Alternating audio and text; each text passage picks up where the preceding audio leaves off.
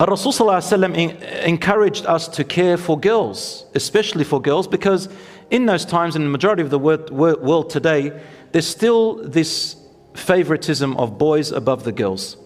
So the Prophet ﷺ, he said, whoever cares for and looks after two girls, any two girls, so your daughters, or you foster them, any two girls who you look after, let's say girls who are orphans for example, حَتَّى تَبْلُغَا, until they reach puberty, he or she will come on the day of judgment,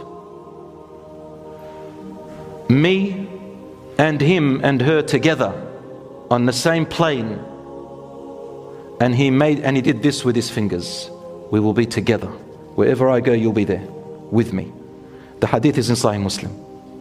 So if you have daughters and you raise them on the piety and righteousness and goodness, and you protect them and provide for them and give them safety and you honor them, Rasul ﷺ will be with you.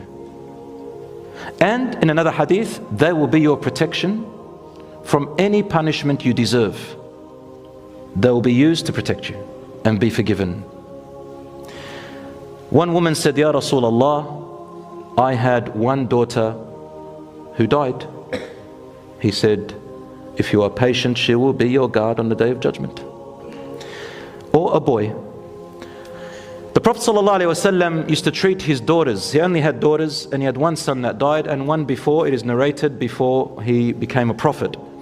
His four daughters were Fatima, Zainab, Kulthum, and Ruqayya radiyallahu anhum hunna ajma'een. He loved Fatima the most, which teaches us that you must treat your children equally, but you can love one more than the other. That's something you cannot control, but don't show that love in front of your children or behind their backs more. So don't favor them with extra care, but you can love them more. Whenever Fatima radiallahu anha, she was the youngest, whenever she entered and the Prophet ﷺ was sitting, he would get up with a cheerful face, go up to her, kiss her on her forehead, and then he would place her in his place. He made her feel grand, amazing.